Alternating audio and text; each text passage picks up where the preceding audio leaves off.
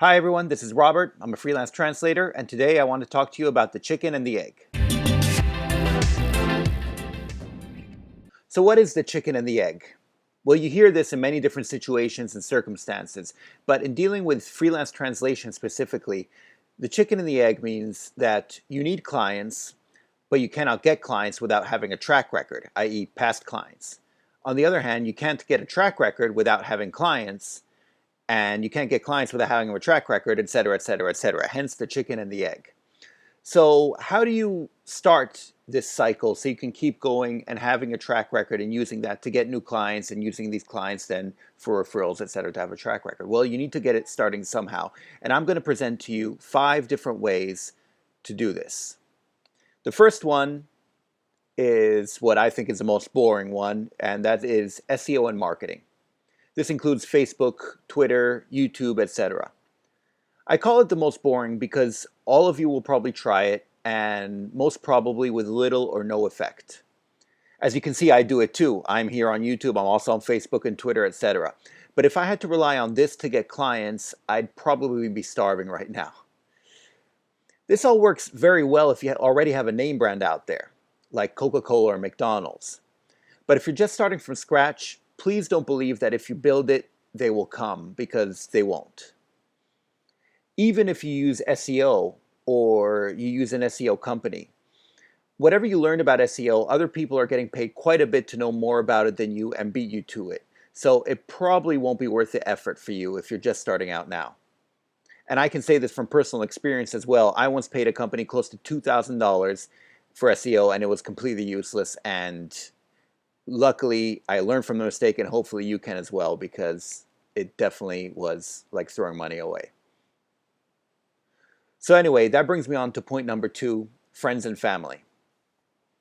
This is self-explanatory. I would say with friends and family, don't be afraid to contact them, because you never know what they need or who they know.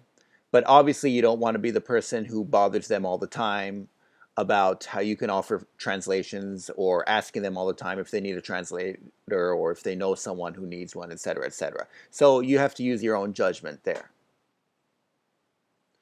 Point number 3, I'm really racing along with these, I feel like. Point number 3 is do jobs for low pay. At the beginning, you want to get clients, so doing a job on the cheap can get your foot in the door.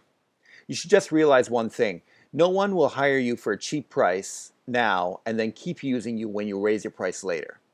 I mean, they might after a year or more of being their regular translator, but not anytime soon. So why should you do this? Well, because if you do this, you can get references and ratings from them.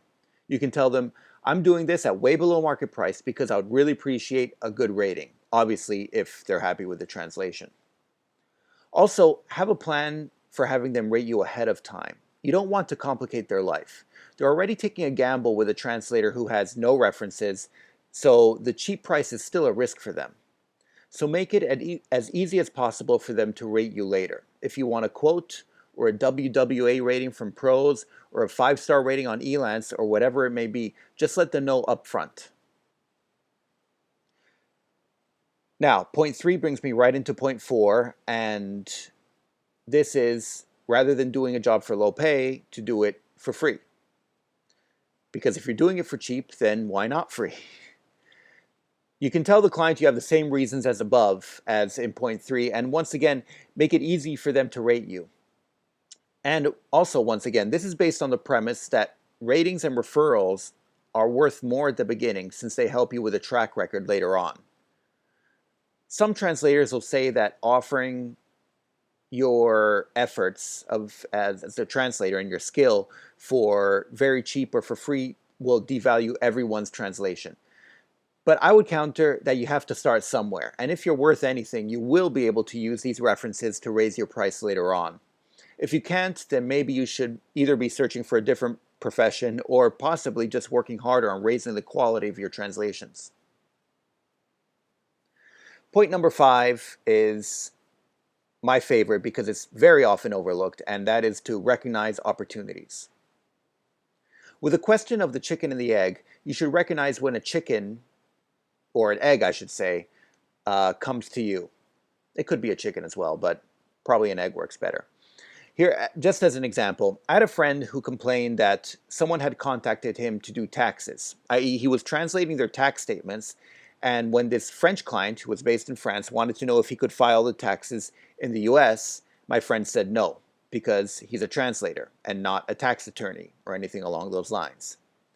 But then later on, he went on to complain about how he can't get enough work.